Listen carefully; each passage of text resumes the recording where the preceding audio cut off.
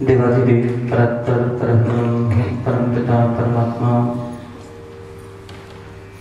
व पूज्य गुरुजनों की भावमय दिव्याति दिव्य अति पावन रमणीय सूक्ष्म उपस्थिति में उपस्थित मेरी निजात्म स्वरूप ज्योतिर्मयी प्रकाशमयी चैतन्यमयी अति पावन दिव्यात्माओं,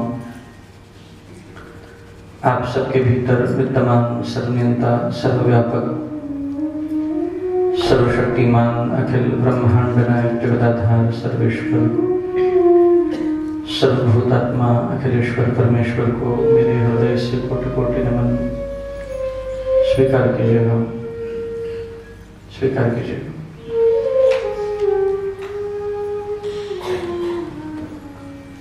भारतीय मंदिर की इस अति ऊर्जावंत देव प्रतिष्ठान के मध्यस्थ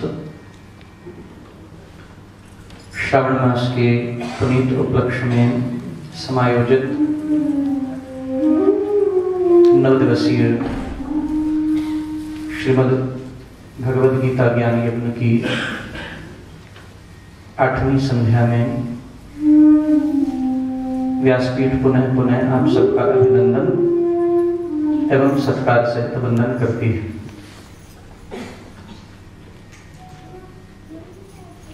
पूज्याचार्य चरण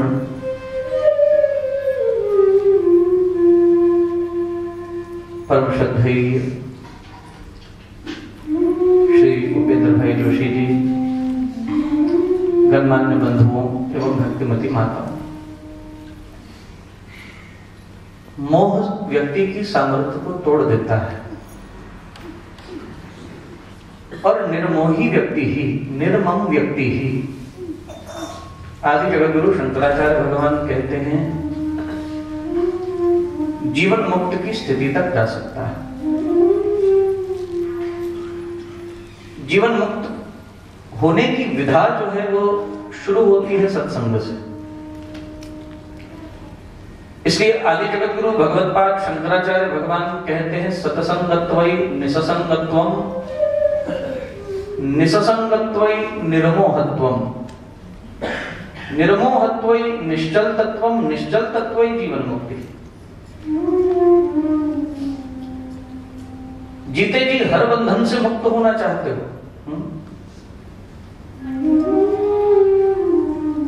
मुक्ति तो, मोक्ष तो जीते जी प्राप्त करने का विषय है। मरने के बाद किसी का मोक्ष नहीं हुआ।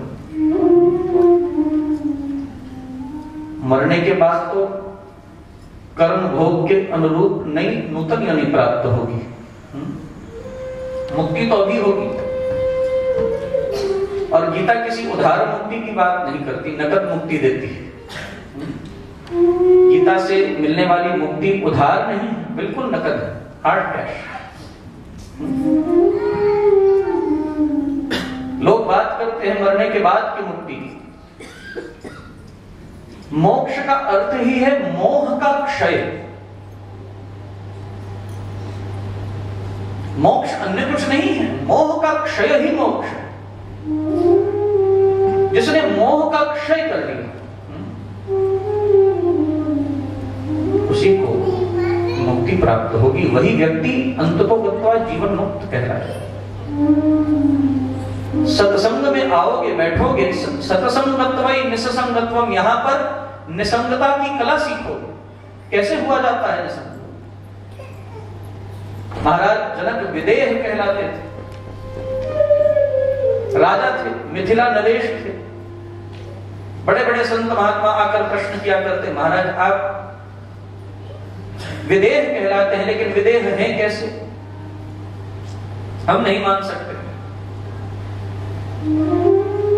कोई व्यक्ति विषयों के मध्यस्थ बैठकर भी निर्लेप हो सकता है, अलेप हो सकता है, असंग हो सकता है, अछूता हो सकता है। और एक संत ने तो आकर महाराज जनक को ललकारा, कहा महाराज सिद्ध करके दिखाइए, आप कैसे विदेह हैं? कैसे मान लें? सारे भोग, सारे सुख, सारे ऐश्वर्य आप भोग रहे हैं और आप अपने आप को विदेह बोलते हैं। जब कोई ऐसा अखड़ आ जाए तो उसे समझाने का तरीका भी अलग होता है। मुक्ति का आस्वादन करने वाले संत, उनकी विधा ही अलग है समझाने की, उनके तौर तरीके ही अलग है समझाने के। बंधु, हर व्यक्ति वाणी से नहीं समझता। आपने जीवन में बहुत कटु कटु अनुभव किए हैं, क्या आपके बच्चे आपके अनुभवों से कभी सीख पाए हैं? कितना समझाते हो आप, ऐसा मत करना है मेरा अनुभव, वो बोलते हैं बुढ़े का काम यही, इसका काम ही बोलना है, बोलने दो, इनको क्या पता, ये ऑब्सोलीट।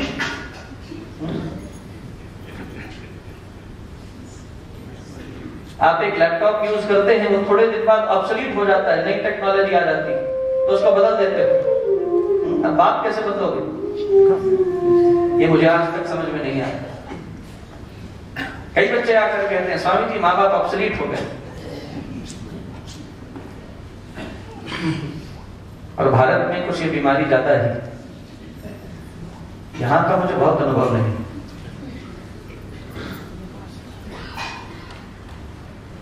हम कितना समझाना चाहते हैं अपने बच्चों को अपने अनुभवों से।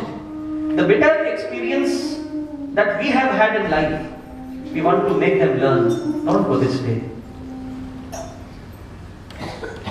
और याद रखना, आप कितना ही किसी को कहो, बच्चों को पटाखे चलाने का बड़ा शौक होता है। कभी आपने जवानी में पटाखा चलाया हो और आपका हाथ जल गया हो तो आप पटाखे से भयभीत होते हो और बार बार बोलते हो मेरा हाथ कभी जला था, दीपावली के दिन मैंने बड़ा भोगा था। लेकिन जब तक उसका हाथ स्वयं नहीं जलेगा तब तक उसको समझ में नहीं आएगा। हम बहुत समझाते हैं। और एक बात याद रखना, किसी को समझाना स्वयं मुसीबत मोल लेना है।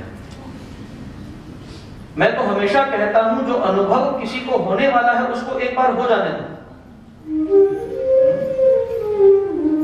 जितना आप किसी को समझा रहे हो ऐसा मत कर, ऐसा मत कर, वो और ऊपर चढ़ता है। वो उतनी ही अधिक मात्रा में उसे करना चाहता है। एक बार करके उसको तसल्ली कर लेने दीजिए, आगे से फिर दोबारा कभी ट्राई नहीं करेगा। ये मेरी अनुभव की बात है। बोधि धर्म जब चीन से भारत आए,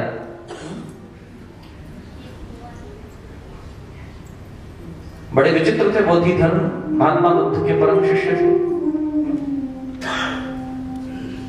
समझाना बहुत दुष्कर कार्य है। वैसे जो कथा मैं सुना रहा हूं मुझे भी पालन करनी चाहिए,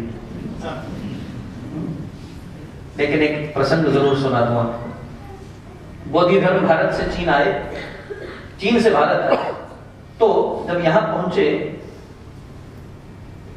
तो बोधि धर्म ने बड़े कटु कटु अनुभव किए।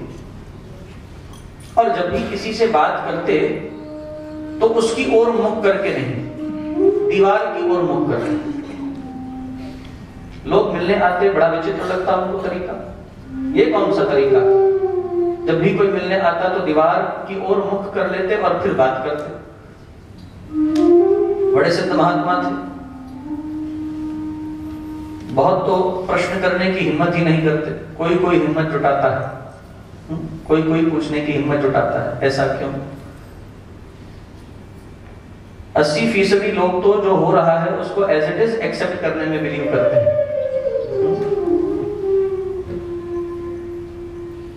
लेकिन प्रश्न करना चाहिए। किसी बौद्धिक व्यक्ति ने आकर बोधि धर्म से प्रश्न किया, महाराज ये बड़ा विचित्र कायदा है, हम आपकी ओर आपसे बात करने के लिए आए हैं और आप मुख पलट लेते हो, पीठ कर लेते हो, क्या कारण है? गोस्वामी तुलसीदास जी ने कहा है, जग से रहे 36 हवन। एक 63 का आंकड़ा है और एक 36 का आंकड़ा है। जब 36 लिखते हो तो दोनों अंकों की पीठ होती है एक दूसरे की तरफ, और 63 लिखते हो तो दोनों का मुख एक दूसरे की ओर होता है। भगवान के और संसार के अनुभव को अर्जित करने का यह सबसे सुगम मार्ग है। गोस्वामी जी ने बड़ी सुंदर चौपाई लिखी है। उदासीन नित रहिया गोसाई, उदासीन नित रहिया गोसाई, खल परिहरिया स्वान कीना, खल परिहरिया स्वान कीना। जग से उदास होकर, उदासीन नित रहिया गोसाई। जग से 36 का आंकड़ा रखो, जग से रहे 36 हवन और भगवान के सन्मुख होइए, क्योंकि सन्मुख होए जीव मोहि जबहि, जन्म कोटि अगनाश ही तबहि। सन्मुख हो जाओगे तो जन्म जन्म के पाप कट जाएंगे। इसलिए जग से 36 और भगवान के सन्मुख 63। अब बोधि धर्म ने कहा, क्या क्या समझाएं किसी को? जब भी मैं किसी को समझाता हूं तो मुझे ऐसा लगता है जैसे मैं दीवार से सर मार रहा हूं।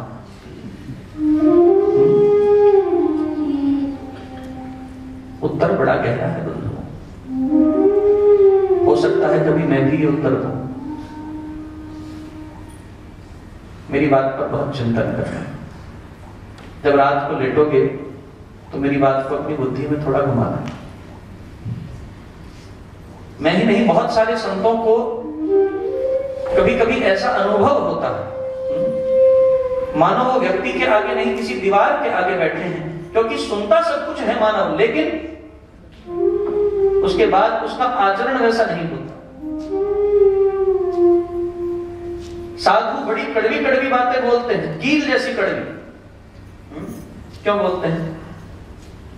बड़ी ठोस दीवार होती है, उसमें एक कील को गाड़िए, भले ही वो कील न गढ़े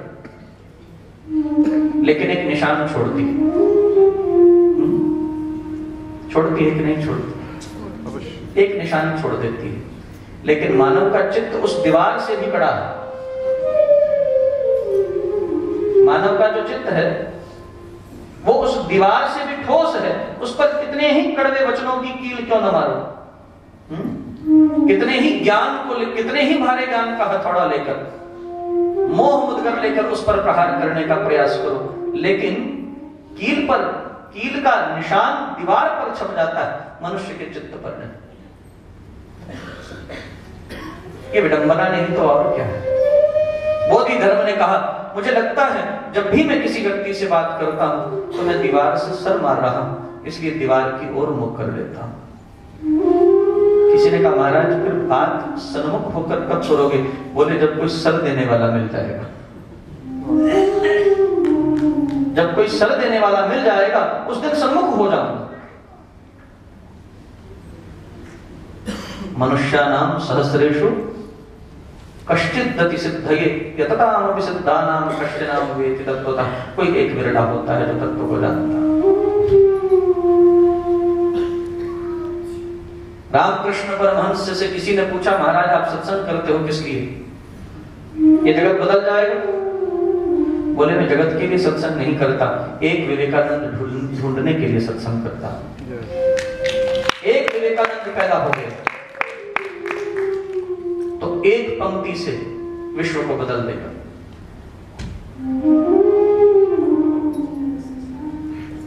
बंधु, जनक जी महाराज के पास आए। अब ये समझाना बहुत बड़ी मुसीबत है, किसी को क्या समझाए? और समझाने के लिए महापुरुषों ने अलग अलग मार्ग इजाद किए, समझ पाए मनुष्य। बड़े जटिल जटिल प्रश्न करते हैं लोग आकर। किसी ने मेरे से प्रश्न किया, बोले स्वामी जी मैं हरियाणा में था, जब शरीर मरता है तो आत्मा भी मरती होगी, इसी में रहती है वो, कहां जाती होगी, कैसे जाती होगी? अब ना समझ व्यक्ति को क्या समझा, क्योंकि वो समझने के लिए तैयार ही नहीं। बीन बजाओ तो सांप नाचता है, भैंस नहीं। सांप भी खड़ा हो और भैंस भी खड़ी हो और आप बीन बजाए तो कौन नाचेगा? और आप बीन से भैंस नचा दो तो मैं आपको इनाम देना चाहता हूं। और कुछ लोग भैंस की तरह ही होते हैं, उनमें संगीत के तंतु होते ही नहीं, उन पर कोई असर नहीं होता। इसीलिए कहावत बनी है, भैंस के आगे बीन बजाने से क्या फायदा? क्या समझाएंगे आप? ये जगत समझता है किसी से? उस व्यक्ति को मुझे एक उदाहरण देना पड़ा। एक संत किसी व्यक्ति के पास गए और वो भी ऐसा ही कोरा तर्कवादी था, और पता नहीं कहां कहां से नास्तिकों को तर्क आते हैं। Believe me, atheists have a more strong thought power than a believer. इतनी नकारात्मक बुद्धि होती है उन लोगों की, इतना उनका नकारात्मक दिमाग होता है, वो सकारात्मक कभी सोच ही नहीं सकते।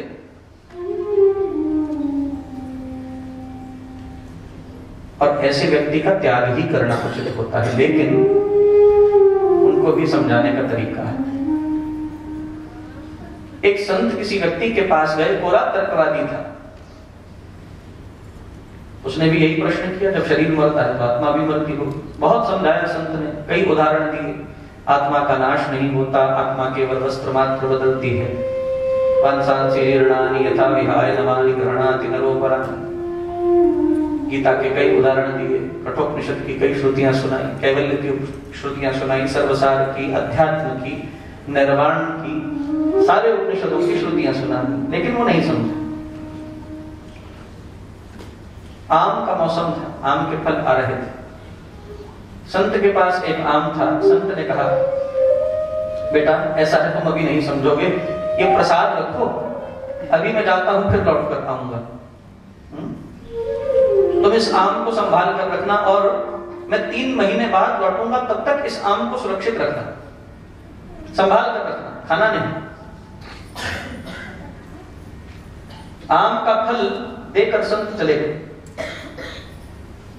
उस व्यक्ति ने बढ़िया से पात्र में उस फल को संभाल कर अलमारी में बंद करके रख दिया। 3 मास बाद संत आए। संत ने कहा, मैं तुम्हें आम के फल का प्रसाद लेकर गया था, वो कहां है? बोले महाराज पड़ा, लेकर आए। जैसे ही डब्बा खोला, सड़ांग मार रहा था, फल काला हो गया था, कीड़े पड़ गए थे उसमें, दुर्गंध आ रही थी, उसका सारा रस जो था वो विनष्ट हो चुका था। संत ने कहा, मैंने तो तुम्हें बिल्कुल पीले रंग का बढ़िया रसयुक्त आम दिया था, तुमने इसे मुझे ज्यों का त्यों वापस क्यों नहीं लौटाया? बोले महाराज ये तो प्रकृति का कायदा है, समझाने जिसे आप समझाना चाहते हो उसी से निकलवाइए। उसी से बुलवाइए। ये भी तरीका है। यदि आप सामने वाले से ही बुलवाते हो तो उसके भीतर फिर कभी संशय नहीं लागेगा, वो बात तुरंत समझ जाएगा, अन्यथा उसके प्रश्न सदैव खड़े रहेंगे। प्रश्न सुलझने के बाद भी वो आपसे पुनः प्रश्न करेगा। इसलिए तरीका है सामने वाले से उगलवाइए। संत ने कहा वो क्यों नहीं दिया? बोला महाराज प्रकृति का कायदा है, गीता कहती है जायते अस्ति वर्धते परिणमते क्षीयते नश्यते, 6 नाश के सोपान है। जो पैदा हुआ है, जिसका जन्म हुआ है, उसमें परिवर्तन आएगा, उसका क्षरण होगा, फिर उसका नाश होगा। जायते अस्ति वर्धते परिणमते क्षीयते नश्यते, और फिर वो नाश को प्राप्त होगा। संत ने कहा भली बात है बेटा।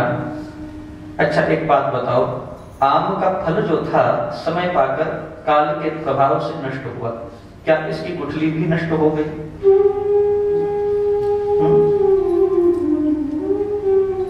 क्या इस फल की गुठली बेकार हो गई? बोलो ना जी। नहीं। कोई कि नहीं? अगर गुठली को बीजोगे तो बोलो ना जी। नए आम आएंगे कि नहीं आएंगे? संत ने कहा पक्की बात है बेटा? बोला महाराज पक्की बात है। बोले जैसे फल का गूदा नष्ट हुआ, छिलका नष्ट हुआ, रसविहीन हो गया, कीड़े लग गए उसमें, लेकिन उसकी गुठली का विनाश नहीं हुआ, उसमें कोई परिवर्तन नहीं हुआ। ऐसे ही शरीर नष्ट होता है, आत्मा नहीं। समझाने का भी तरीका है बंधुओं। किस भांति आप समझा रहे हैं? जनक जी महाराज ने कहा महाराज आप समझना चाहते हैं इस सब के बीच में रहकर मैं अनासक्त कैसे हूं, उसके लिए आपको मैं कोई ज्ञानोपदेश नहीं कर सकता, उसके लिए आपको मेरी एक बात माननी होगी। अब संत था, इस मार्ग का ही पथिक है, एक साधक है।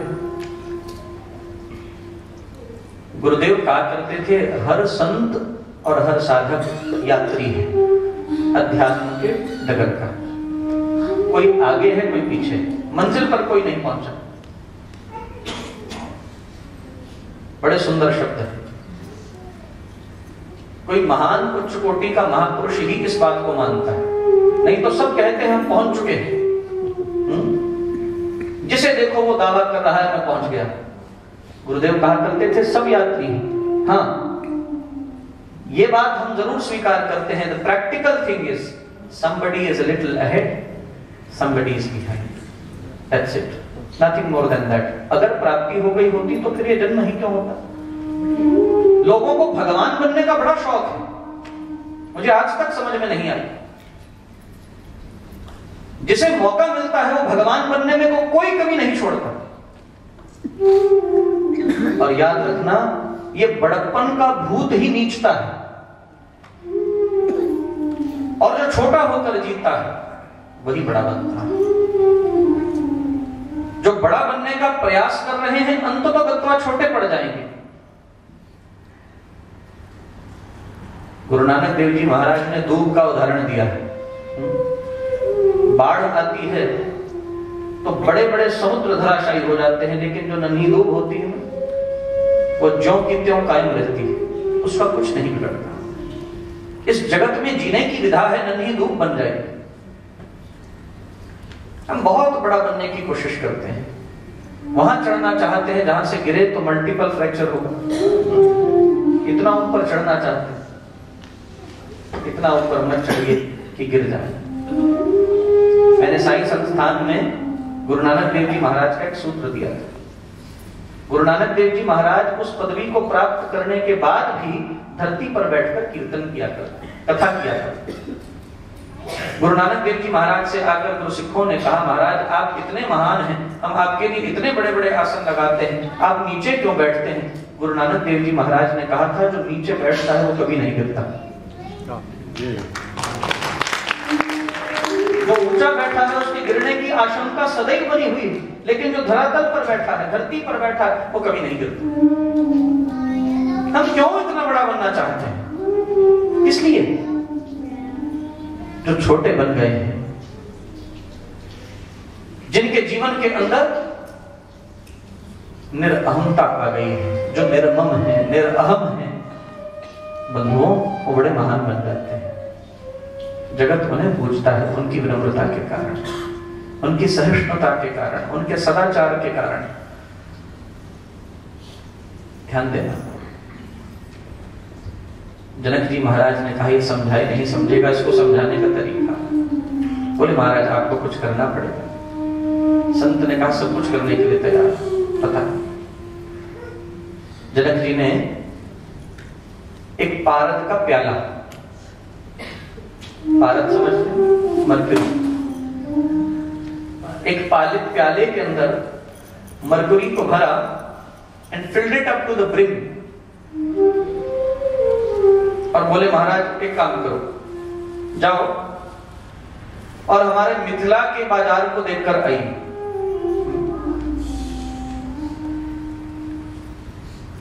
और ध्यान रखना, सर पर पारद का प्याला रखकर सारा बाजार देखना, लेकिन एक बूंद भी पारद की छलक गई तो मेरे सैनिक पीछे चलेंगे, सर कलम कर देंगे। अब संत के सर पर पारद का प्याला रखकर पीछे सैनिक छोड़ दिए।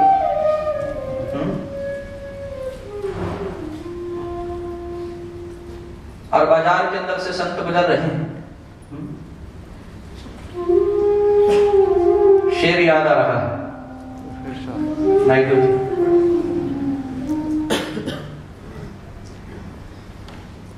संसार में आया हूं, संसार में आया हूं, तलबगार नहीं हूं। संसार में आया हूं, तलबगार नहीं। मुझे तो याद है, आप कर लीजिए।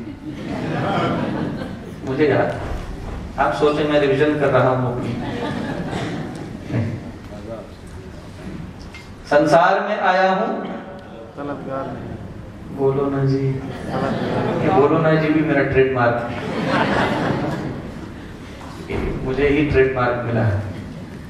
संसार में आया हूं, तलबगार नहीं हूं। बाजार से गुजरा हूं, खरीदार नहीं। संसार में आया हूं, तलबगार नहीं हूं। बाजार से गुजरा हूं, खरीदार नहीं हूं। नायडू जी एक उधार है शेर आपके लिए, मेरा लिखा हुआ है। आज फिर उसकी याद ने रुला दिया, शाम को याद नहीं आ रहा था। आज फिर उसकी याद ने रुला दिया, कैसा है ये चेहरा जिसने ये सिला दिया। आज फिर उसकी याद ने रुला दिया, कैसा है ये चेहरा जिसने ये सिला दिया। दो लफ्ज लिखने का सलीका न था, दो लफ्ज लिखने का सलीका न था, तेरे प्यार ने मुझे शायर बना दिया।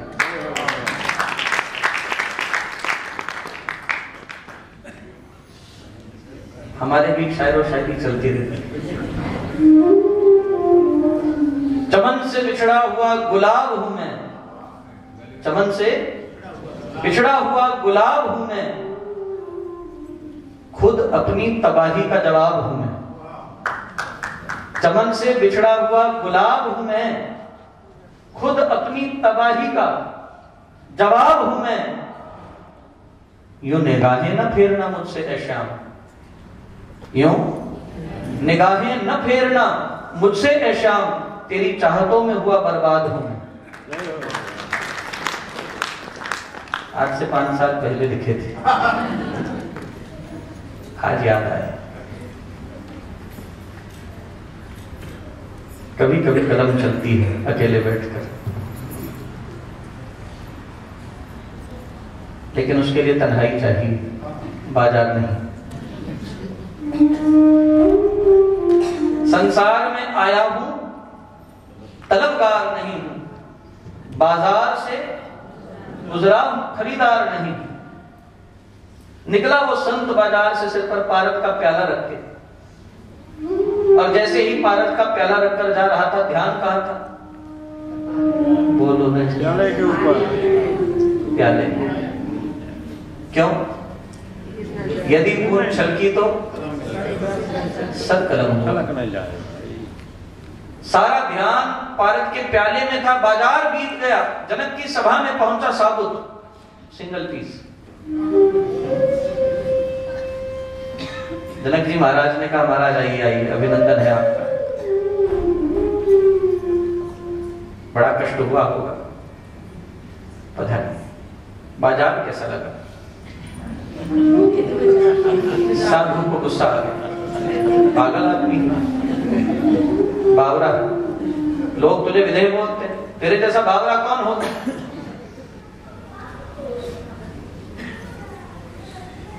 कैसी बात कर रहा है?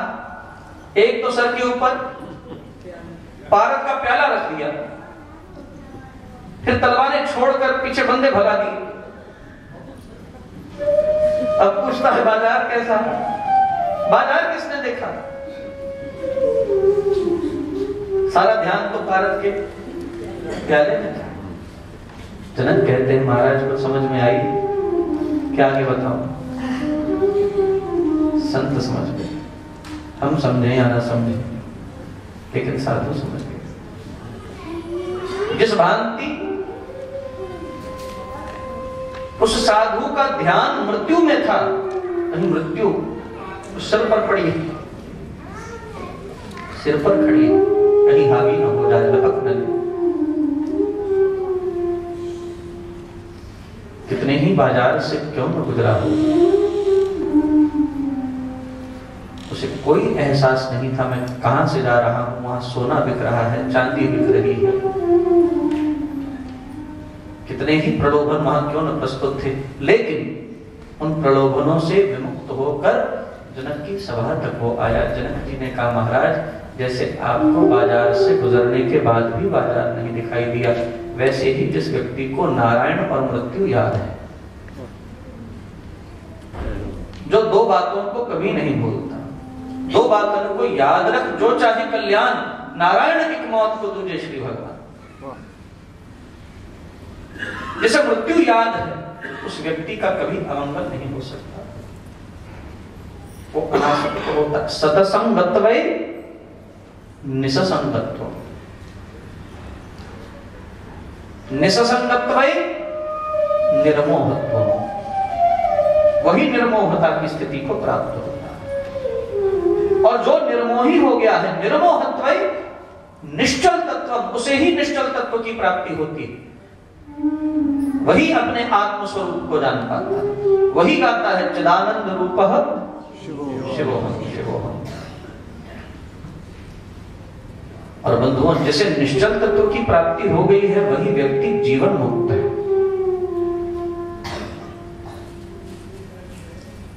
निर्मोही होना चाहते हो जीवन में, तो मृत्यु को सदैव याद रखिए।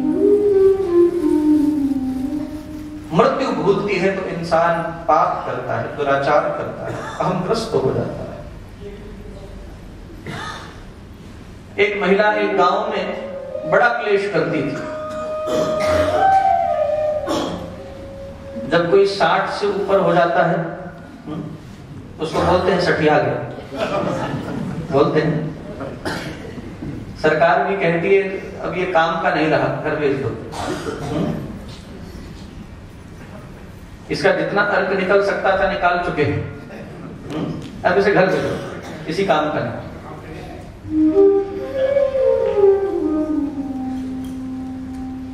तो एक बड़ी वृद्ध महिला थी, जहां देखो क्लेश डाले रखती थी। वैसे भी कहते हैं empty mind is devils workshop. किसी को खाली मत रखो, काम लगाएगा। जैसे ही मनुष्य खाली होने लगता है, उसका दिमाग फिर अन्य कार्यों की ओर बढ़ता है। व्यस्त आदमी कभी बेकार की बात नहीं सोचता। Always keep your self busy.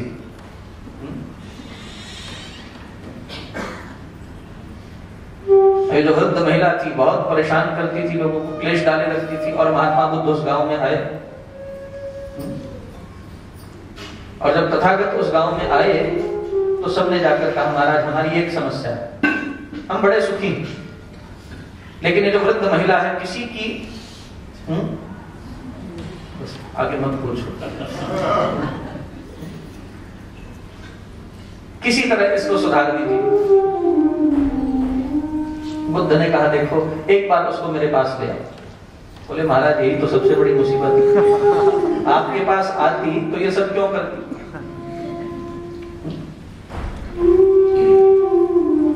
जो यहां नहीं आते वही ये सब करते हैं, जो यहां आते हैं उन पर तो कुछ ना कुछ मोहन मंत्र चलता ही,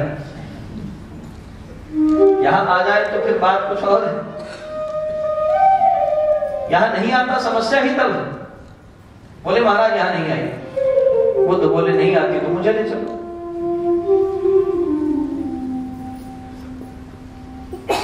बुद्ध को उस महिला के पास ले गए, और उस महिला ने तथागत के विषय में बहुत कुछ सुन रखा था।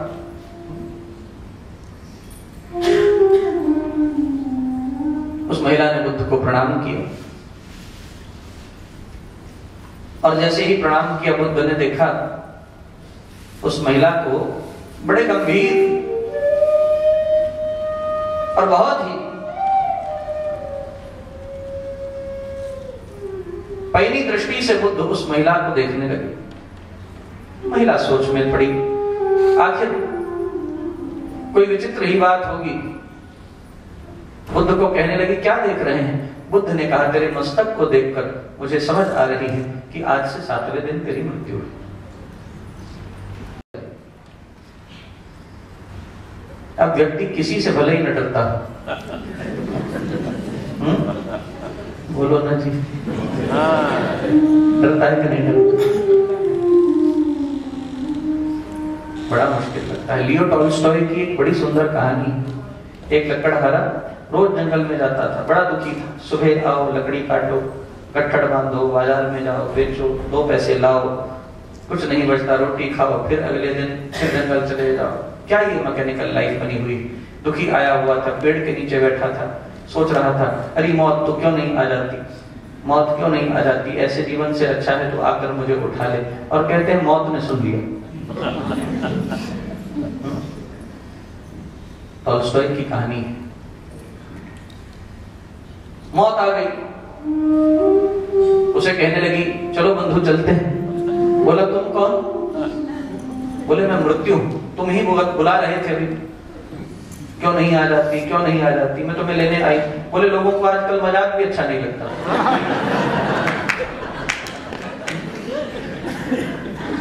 आजकल मजाक करने की भी छूट नहीं है।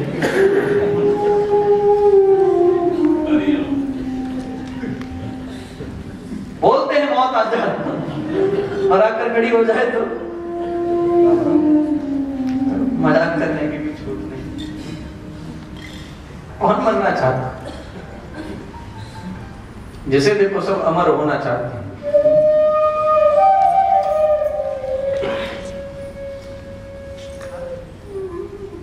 एक दोहा याद आया, अच्छा लगता है मुझे।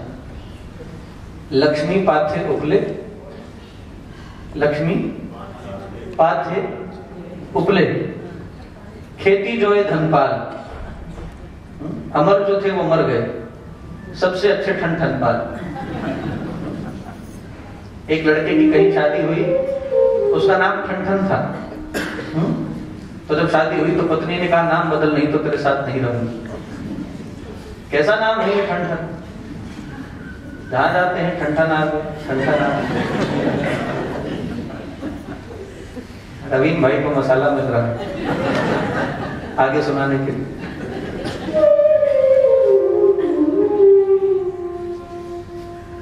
पत्नी ने कहा, नाम बदलिए। बेचारा दुखी था, रहना चाहता था पत्नी के साथ। बहुत तो पिंड छुड़ाना चाहते हैं।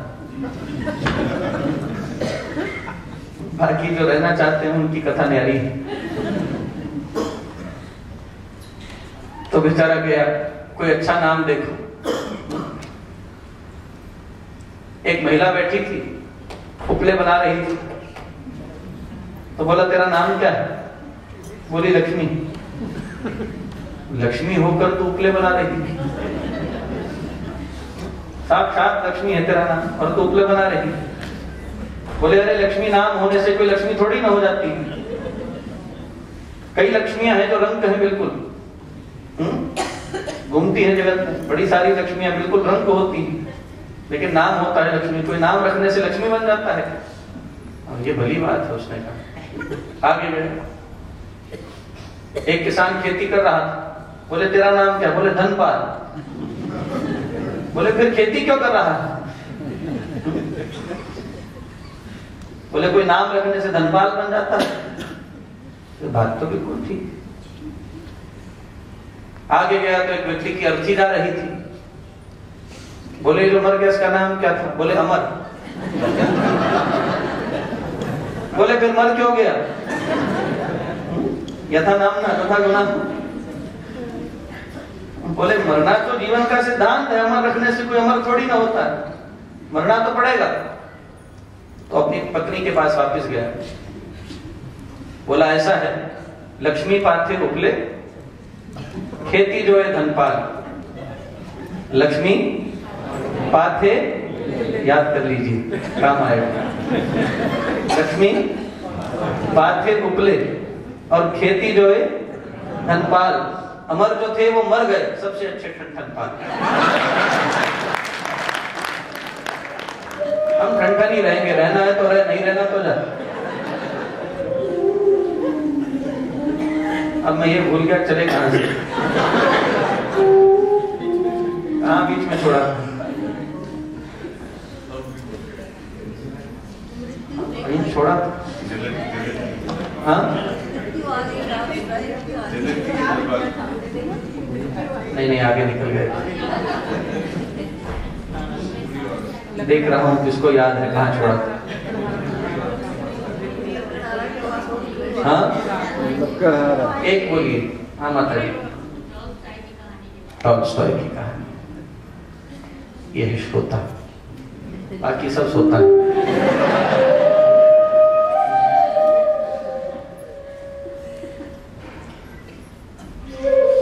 हर व्यक्ति मृत्यु से भयभीत है। अमर जो थे वो मर गए।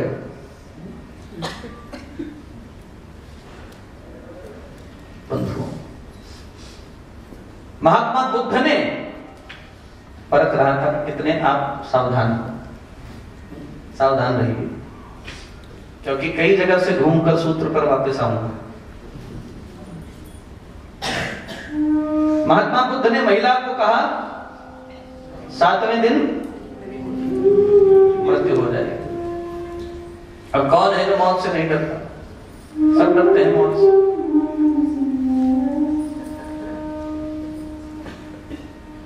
एक चुटकुला याद है। एक बार एक पति पत्नी की शादी हुई और वो बारात लेकर जंगल से गुजर रहे थे, डाकू आ गए। महिला ने खूब जेवर पहने हुए थे।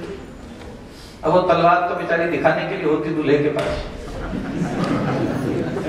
चलानी तो बेचारे को आती नहीं। पकड़ा देते हैं मजबूरी में उसको, पकड़ वो भी बोझ ढो लेता है थोड़ी देर। तो दोनों गुजर रहे थे, डाकू आ गए। अब डाकू आ जाए तो फिर क्या होता? भयभीत हो गए। लेकिन जो डाकुओं का सरदार था, जैसे ही उसने उस देवी को देखा, उस महिला को देखा, उसकी आंखों में आंसू आ गए। कहने लगा देवी तुम्हारा नाम क्या है? उसने कहा मेरा नाम रीना है। और जोर जोर से रोने लगा। परेशान हो गया, भैया रो क्यों रहा? बोली मेरी बहन बिल्कुल तुम्हारी तरह लगती है, उसका नाम भी रीना है। इसके जेवर छोड़ दो, इसको नहीं लूटना, इनको जाने दो। इसको पकड़ लो, जो दूल्हा था। दूल्हा बोला वैसे मुझे भी घर में सब रीना ही बोलते हैं, आप बुरा ना मानो तो मेरा भी घर का नाम रीना ही। मौत आती है बंधुओं, तो अच्छे अच्छों के तोते उड़ जाते हैं। बड़ी कारगर है मौत, इंसान को रास्ते पर ले आती है। बुद्ध ने जैसे ही कहा देवी तुम्हारी 7वें दिवस मृत्यु हो जाएगी, बंधु अब क्या होना था उस महिला के साथ, गंभीर हो गई, सावधान हो गई। 7वें दिन मर जाना है किसी सिद्ध महापुरुष का कथन है। जिनके साथ क्लेश करती थी, लड़ाई करती थी, जा जाकर उनके घर माफी मांगने लगी, सबको कहने लगी माफ कर दो, 6 दिन बचे, मैंने तुम्हें बड़ा कष्ट दिया। रोज घर में चले जाती हर व्यक्ति के, जिन जिन के साथ उसने बुरा किया, जाकर क्षमा याचना करती। 5 दिन रह गए, 4 दिन रह गए, 3 दिन रह गए, 2 दिन रह गए, अब तो वो दिन आ गया, मौत का इंतजार है। बैठी, आज आई, अब तो जाना है इस जगत से। पूरी तैयारी करके बैठी थी, लेकिन मौत नहीं आई। फिर फॉर्म में वापस आ गई,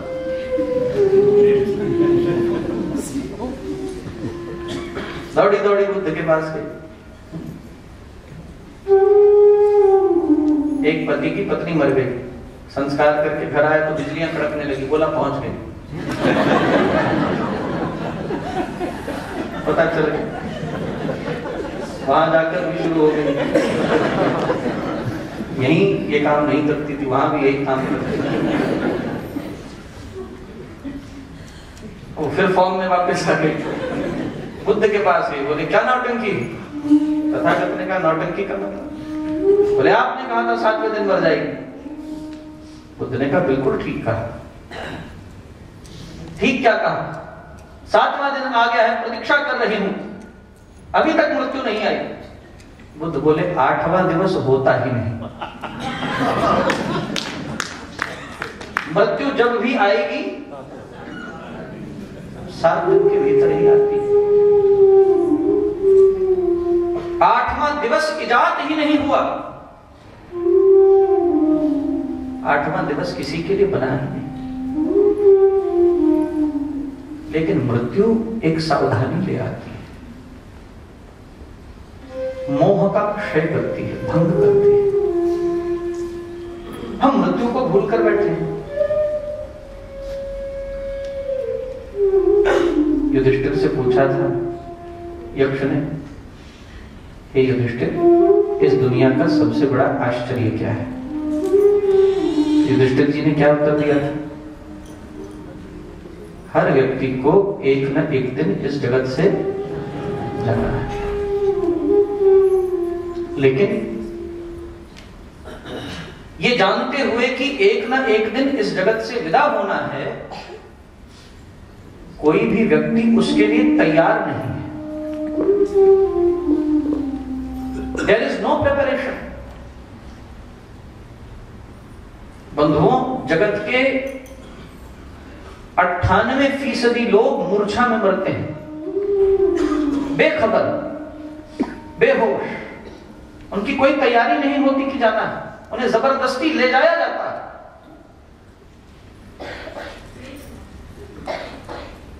अगर आप किसी जगह पर अवैध कब्जा कर लें तो गवर्नमेंट अथॉरिटीज क्या करती हैं? If you have an illegal occupation on some place, what will the government authorities do? Demolish. इस शरीर के ऊपर क्या है? बोलो। कब्जा।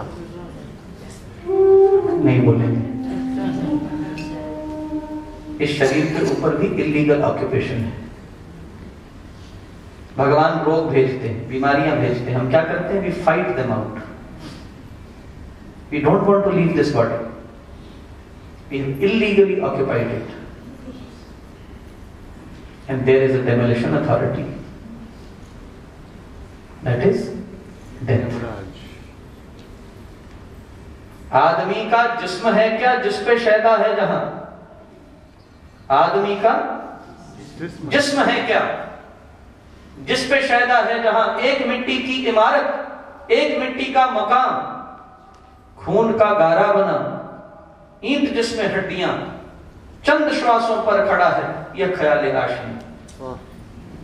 मौत की पुरजोर आंधी जब इससे टकराएगी, देख लेना ये इमारत खाक में मिल जाएगी। ये इमारत मिट्टी में मिलकर धूली धूसर हो जाएगी, ध्वस्त हो जाएगी। गुरुदेव ने बड़ी सुंदर चौपाइयां अयोध्या कांड में लिखी हैं। जब भगवान राम राज सिंहासन पर विराजमान होने वाले थे और कैकेयी ने 2 वरदान मांगकर भगवान को वनवास और भरत को राज्य, तो स्वामी जी महाराज ने शब्द लिखे बड़े ही सुंदर। बनी बात जब देव बिगाड़े, पल भर में सुर सदन उखाड़े। सुर यानी देवता। बनी बात जब दैव बिगाड़े, पल भर में, विद इन सेकेंड्स, सुर सदन, देवताओं के घर को उखाड़कर फेंक देता। बनी बात जब देव बिगाड़े, पल भर में सुर सदन उखाड़े। रंग में भंग होता ऐसा, वज्रपात उत्पात हो जैसा। कोट किले पुरपट्टन नीके, मुद मंगलमय अति रमणीके। काल कुचक्र चले जिस बेरी, बने तुरंत धूल की ढेरी। चाहे रचो मनोरथ माला, पर भावी पर पड़दा काला। भविष्य किसी के लिए खुला नहीं है बंधु। भविष्य के ऊपर एक काला पर्दा पड़ा हुआ है, कोई नहीं जानता इसके अंदर से क्या निकले। चाहे रचो मनोरथ माला, पर भावी पर पर्दा काला। तब कहते हैं सुजन सियाने, राम की बातें राम ही जाने।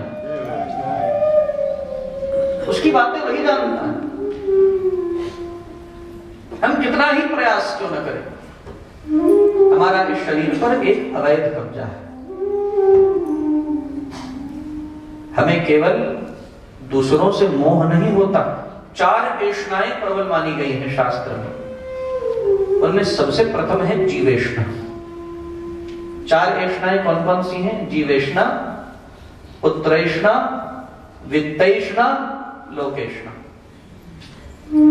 सबसे प्रबल मोह की गांठ हमारी शरीर से, और मोह क्या करता है? आपको अंधा कर देता है। एक सत्य घटना सुनाता हूं आपको, बिल्कुल सत्य।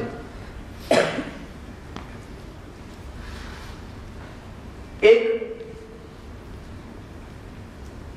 गली में 2 महिलाएं आपस में सखियां थी, सहेली थी।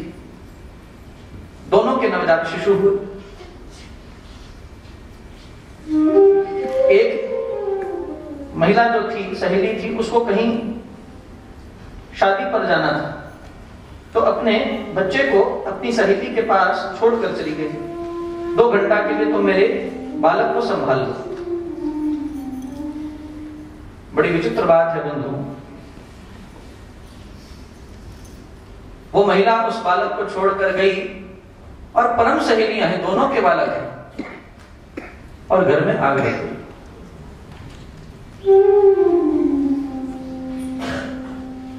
बच्चे को बचाने के लिए आग में गई, अपना उठाकर बाहर आ गई। ऐसा नहीं कि उससे दूसरे से उसको कोई वैर था, ऐसा नहीं था, लेकिन मोह आपकी आंखों पर पर्दा डाल देता है, आपको दिखाई ही नहीं देता। उस बच्चे को भीतर ही भूल गई, वो बच्चा जलकर राख हो गया। मोह बड़े विचित्र खेल खेलता है, लेकिन जो व्यक्ति मृत्यु को याद रखता है, निरंतर स्मरण रखता है, उसके मोह का क्षय होता जाता है। एक ना एक दिन जाना है इस जगत से, और 8वां दिन किसी के लिए नहीं बना, 7 दिवसों के अंदर ही सबको जाना है। तैयारी करके रखिए, मूर्छा में मत जिए। आई और मृत्यु हर के ले गई, सावधानी से जिए, वा मरने से जग डरे, मेरे मन आनंद कब मरी है कब पाई पूर्ण परमानंद। यह है सावधानी, यह है सतर्कता। कल आनी थी तो आज आए।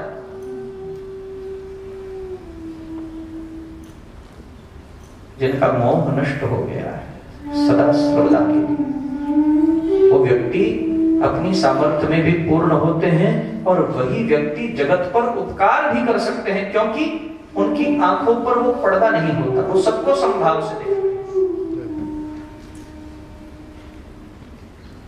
बंधुओं, 2 दिवस से प्रयास कर रहा हूं उस कथा तक पहुंचूं। बड़े बड़े महापुरुषों को मोह हुआ, बड़े बड़े महापुरुषों को मोहग्रस्त होकर बड़े बड़े महापुरुषों ने अपने जीवन का बड़ा पतन किया। महर्षि वशिष्ठ और विश्वामित्र दोनों में बड़ा बैर था। ब्रह्म ऋषि कौन बनेगा?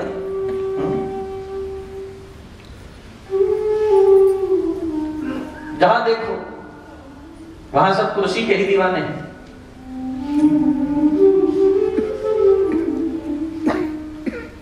नहीं को अस जन्मा जगमा ही प्रभुता पाए जाए मदना है।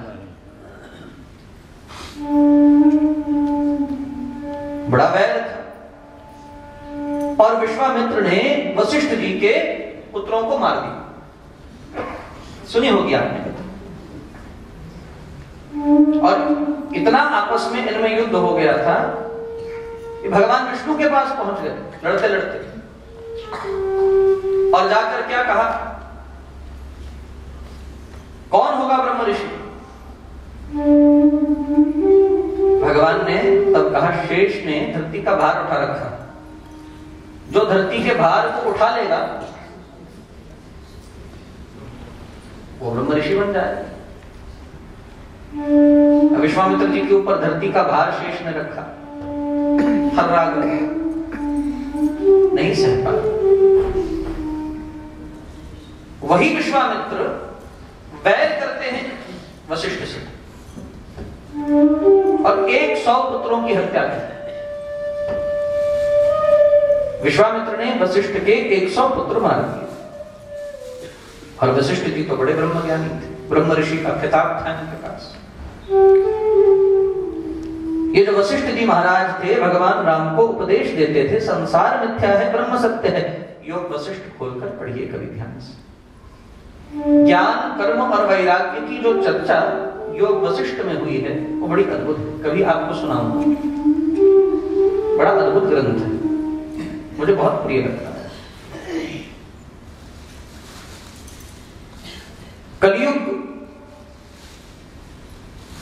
इस बेला के अंदर बहुत सारे ग्रंथ ऐसे हैं जो हम कभी सुन ही नहीं पाते। बहुत सारे ऐसे ग्रंथ,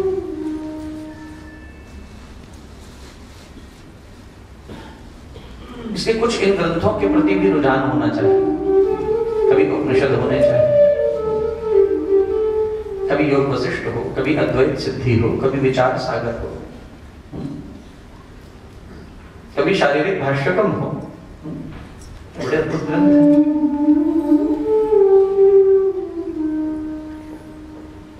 कुलगुरु वशिष्ठ कैसा ज्ञान दे रहे हैं राम जी को,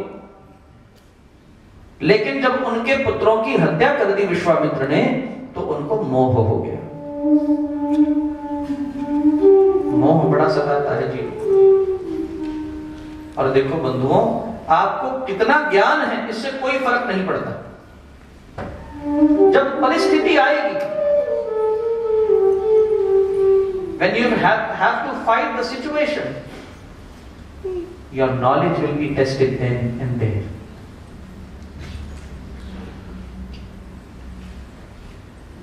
आप कितना जानते हैं इससे कोई फर्क नहीं पड़ता।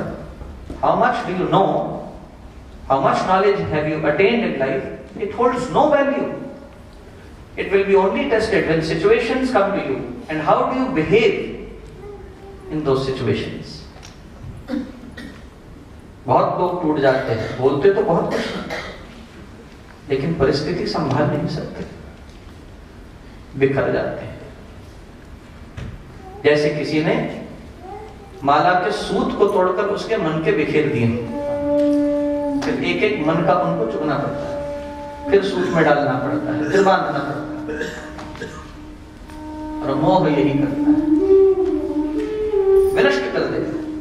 जो कुछ आपने जितना संयम अर्जित किया है साधना से, जो संयम का सूत है उसको तोड़ दे, मन का बिखरा देगा, और फिर इकट्ठा करोगे, फिर पिरोगे, बड़ा समय लगता है। और फिर ऐसे ही लोग बात करते हैं time is the best healer. ये संयमहीन लोगों की कहावत है, ये मोही लोगों की कहावत है। I don't believe in this. A man who is strictly bound to principles in life, he doesn't need any time to recollect. उसको कोई समय नहीं लगता। आप किसी विशुद्ध साधु के ऊपर कोई परिस्थिति डालिए तो देखिए वो बिखरते हैं या संभल जाते हैं। अब वशिष्ठ के ऊपर ये समस्या आई और मोही हो गए, मोहग्रस्त हो गए, मेरे 100 पुत्र मारे गए।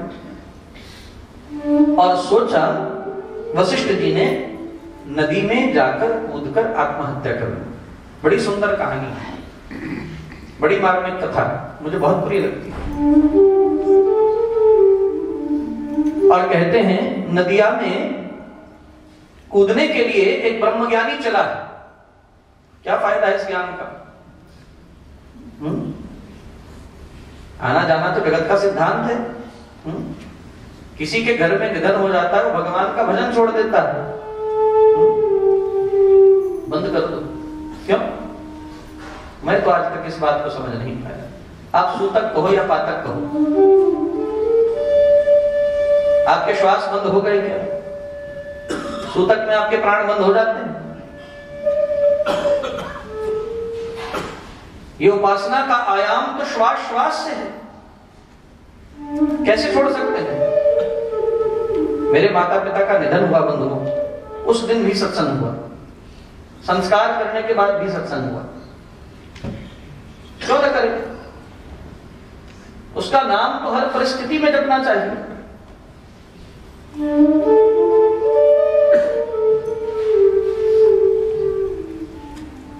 जीवन के अंदर कुछ,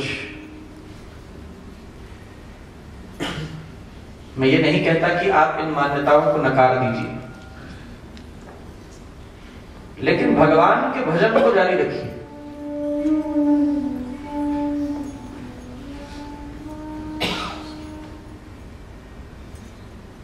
केवल कोरा स्वीकार ही नहीं, उसके पीछे क्या लॉजिक है उसको फॉलो करने की कोशिश करिए। मैं बहुत सारी चीजें हैं जो नहीं मानता। मैंने आज तक जीवन में मंगलवार के अतिरिक्त नाखून नहीं काटे।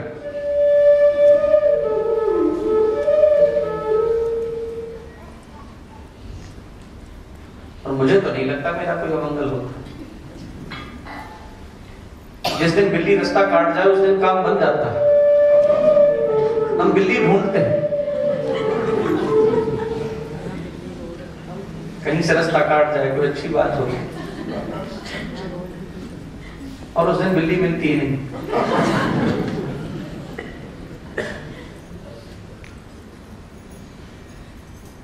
लोग कहते हैं मंगलवार को बाल मत। अरे नाइयों को भी कभी छुट्टी चाहिए थी। नाइयों के लिए कौन सा मंगलवार, कौन सा बुधवार, कौन सा शुक्रवार, उनको भी कभी छुट्टी चाहिए थी। और हनुमान भक्त होंगे तो सोचा मंगलवार ही ठीक है। हमें भी कभी पिंड छूटे हमारा, सारा दिन कैंची चलाते रहते, कभी तो हम भी सुख से बैठे। तो लड़का मंगलवार को छुट्टी है, मंगलवार को बाल कटाओगे तो मंगल होगा। यही एक तरीका था बंदे को टालने का।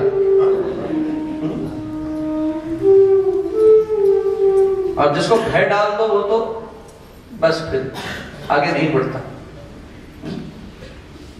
और हमें भी कभी पिंड छुड़ाना होगा, हम भी कह देंगे शनिवार हमारे पास आओगे तो मंगल होगा।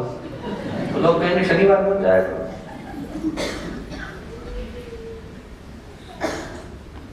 I don't believe in all these things.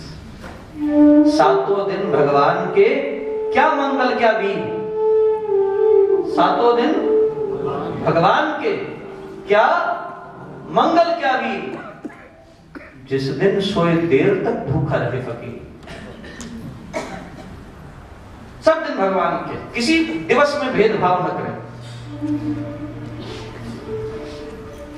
बहुत व्यक्ति बड़े बड़े दिवसों से बहुत कुछ करते हैं, मुझे समझ में नहीं आता, मेरी बुद्धि में नहीं उतरता। भगवान ने पता नहीं कैसी बुद्धि बनाई,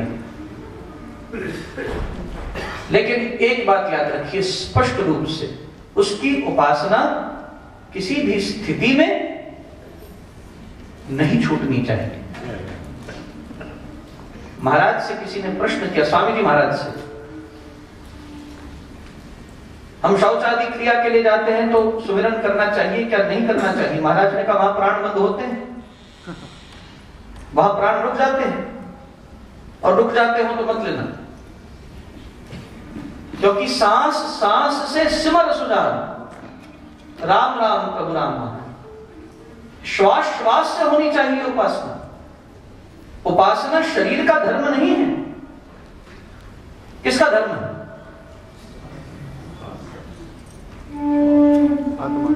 शरीर में शुद्धि अशुद्धि आई, वो शरीर की शुद्धि अशुद्धि है, आत्मा की। आप इस शरीर को कितना स्वच्छ रख सकते हैं? मैं आपसे प्रश्न करता हूं। आप 2 घंटा पहले नहाइए, 2 घंटे बाद उसमें उतनी ही विशुद्धता रहेगी?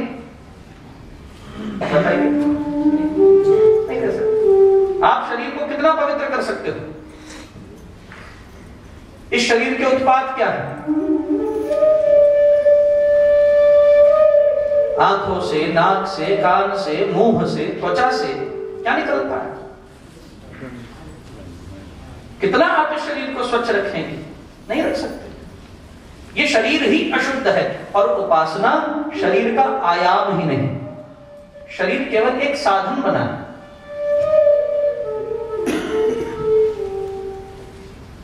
हम इतने अतार्किक हैं और भय से इतने ग्रस्त हैं, हमने भगवान को कभी प्रेम से नहीं भेजा। शौच तो पवित्र, शौच तो शरीर का एक नैसर्गिक नियम है, होगा, लेकिन श्वास श्वास उसके नाम को सुमिरन करें। और बंधुओं, जब आपके अंदर अनाहत बजने लग जाएगा, प्रश्न करता हूं आपसे, जब बगैर जपे चल रहा होगा तब भी ये सारी प्रक्रियाएं घटेंगी। शौच भी होगा, शरीर में शुद्धि अशुद्धि भी आएगी, तब क्या वो काउंट नहीं करोगे? तब उस अनहद को कैसे बंद करोगे अपने अंदर? वो अनहद की झुंकार कैसे बंद होगी? महाराज ने लिखा है, जब अनाहत जाग जाता है, जो हद से परे, जब वो जागृत हो जाएगा तो फिर आप जपोगे नहीं, वो स्वयं चलने लग जाएगा, भीतर से वो ध्वनि प्रकट हो जाएगी, फिर उसको कैसे रोको? तब भी तो शरीर के सारे नियम चलेंगे, या शरीर अपने नियम का त्याग कर देगा? शरीर का नियम शरीर के साथ है, और आत्मनियम आत्मा के साथ। उपासना शरीर का धर्म नहीं, शरीर केवल उसके लिए एक साधन बना है, साधन धाम मोक्ष का द्वार। लेकिन हम साधन को साध्य बना बैठे। मजबूरी क्या है? हमने साधन को साध्य बना दिया। साधन साधन ही रहना चाहिए, साध्य साध्य ही रहना चाहिए, साधन साध्य में परिणित नहीं होना चाहिए। साधन साध्य न बने। पौड़ी साधन थी, छत जहां पहुंचना है वो साध्य थी। यदि पौड़ी को ही साध्य बना लोगे तो छत कभी नहीं मिलेगी। पौड़ी मात्र साधन है, छत जो है साध्य, वहां पहुंचना है। और जब साध्य की प्राप्ति होगी तो साधन छोड़ना पड़ेगा। छोड़ना पड़ेगा नहीं, छूट ही जाएगा। छोड़ना पड़ेगा तो बात गलत है, छूट ही जाएगा। साधन फिर रहेगा नहीं। साध्य की प्राप्ति हो गई, इसलिए वेदविद लोगों ने कहा ब्रह्मविद ब्रह्म ही भवति, ब्रह्म को जानने वाला स्वयं ब्रह्म हो गया, अब उसे किसी साधन की आवश्यकता नहीं है। लेकिन हम साधन को साध्य बनाकर बैठ गए। हमने शरीर को ही सब कुछ मान लिया। शरीर में अशुद्धि हुई तो नाम नहीं जपना चाहिए। किसी का शरीर चला गया, मर गया तो नाम नहीं जपना चाहिए। कोई बच्चा पैदा हो गया, सूतक लग गया, कोई मर गया तो सूतक लग गया। अरे 70 बार सूतक लगेगा जीवन में, क्या करोगे? सारे सूतक निभाओगे तो बंदगी छूट जाएगी, बुढ़े हो जाओ।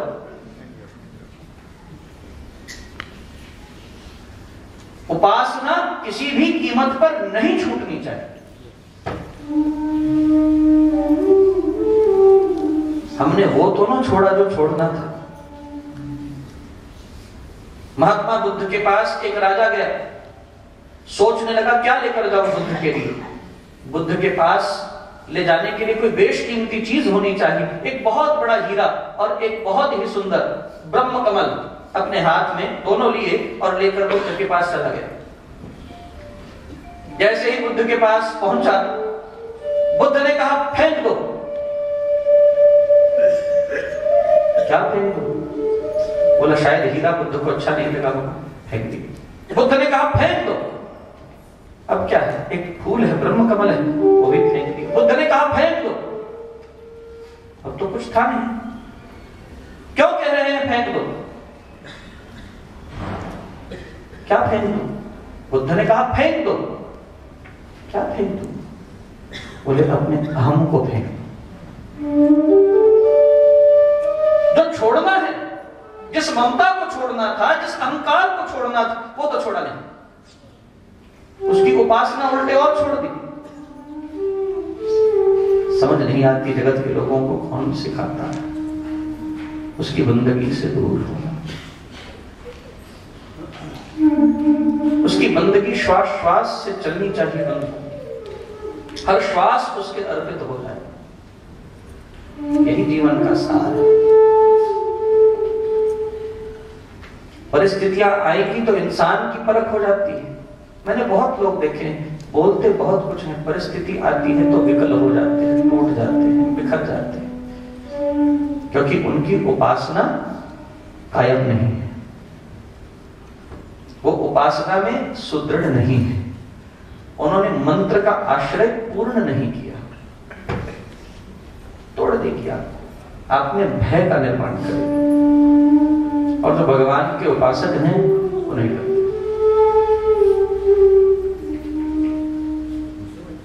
महाराज ने लिखा है, डरते जो ही मरते सो ही, वीर जन को डर नहीं कोई, जग में दुर्बल दास कहते, भीरु ही दीन दुखी दिखलाते। जग में दुर्बल दास कहते, भीरु ही दीन दुखी दिखलाते। हमें दीन दुखी नहीं बनना। महाराज ने एक मदव्यंत लिखा है, बड़ा सुंदर है।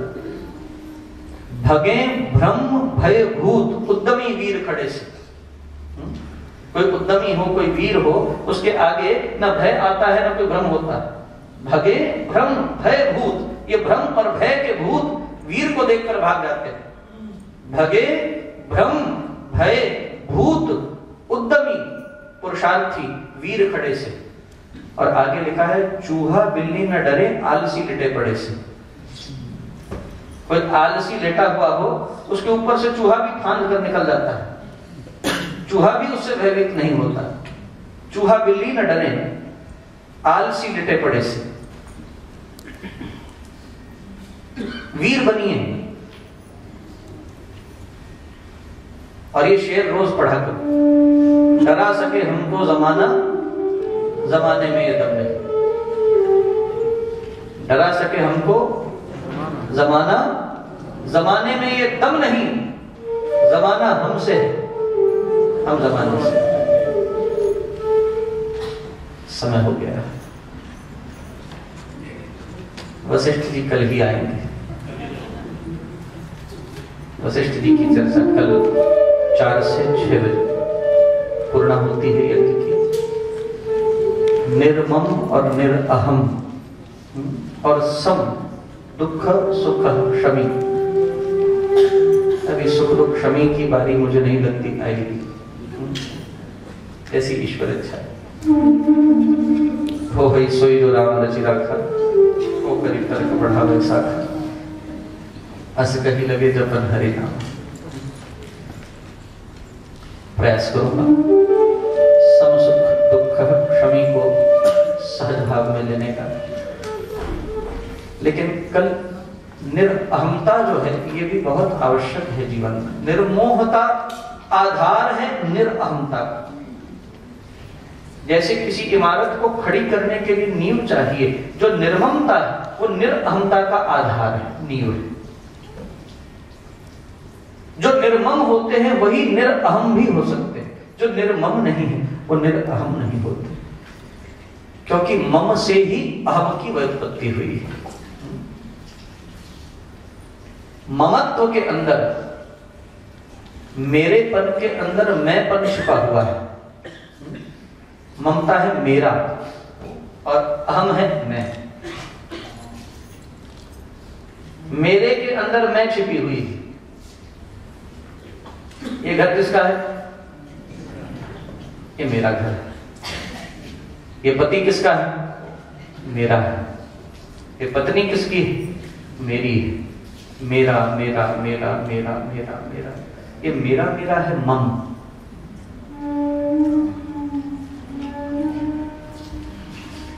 तुम कौन हो पूछते हैं तो बोलते हैं मैं जागृत होती है। वो मैं कौन सी मैं? किसको संबोधित कर रहा है? 3 प्रकार की मैं है।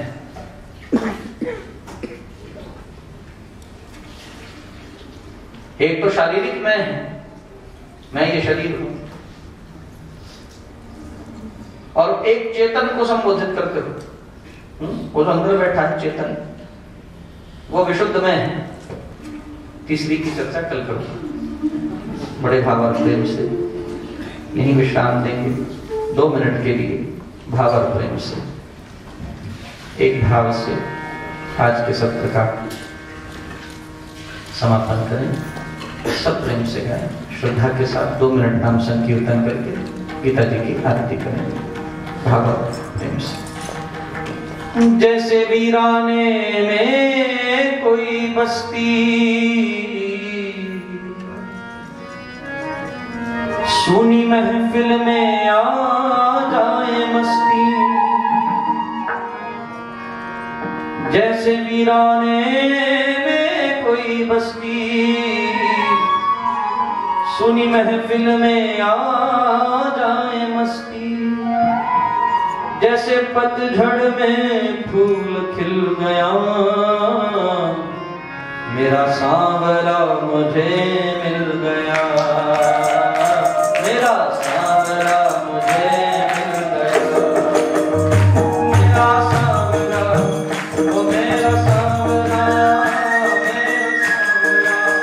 वो मेरा सांवरा, मेरा सांवरा मुझे मिल गया।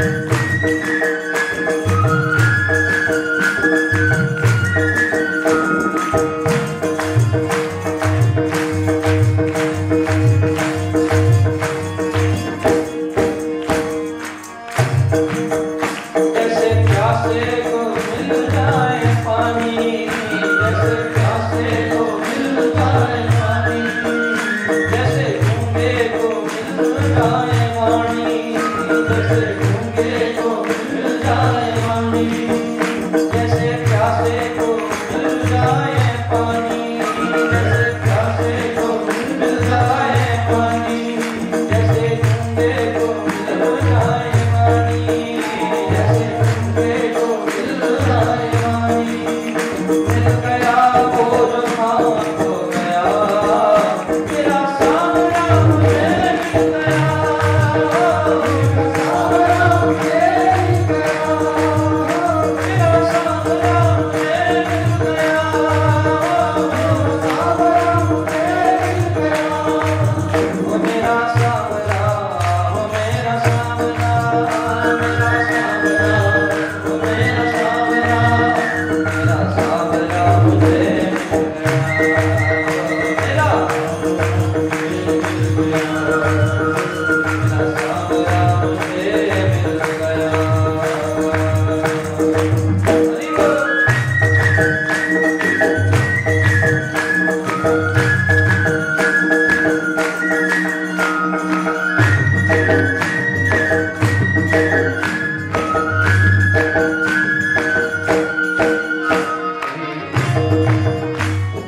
गुजरात चलना चाहिए एक पद के लिए, हाँ एक पद के लिए, एक ही पद बाकी है, हाँ।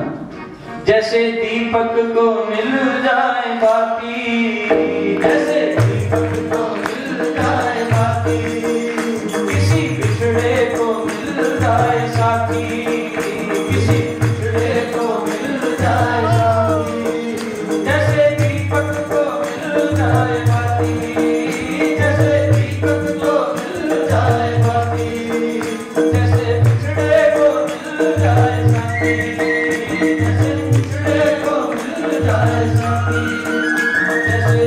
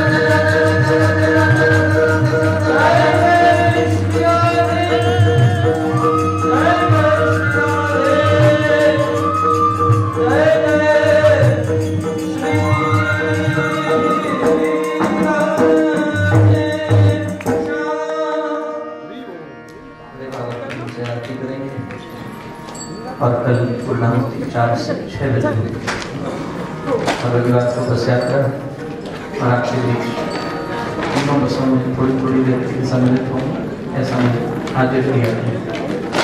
तो भाव और प्रेम से बस यात्रा में सम्मिलित होंगे और मंगलवार को आपसे विदाई लेनी है।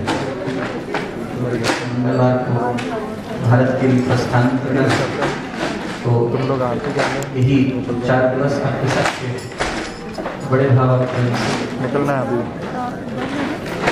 निवेदन है आपसे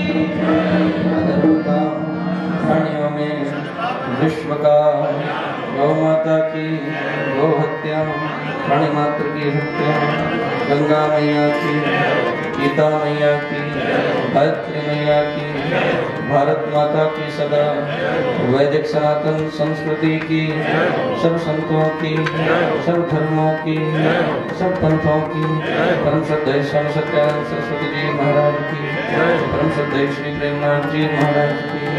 ओम नमः पार्वती पतये। हर हर हर महादेव।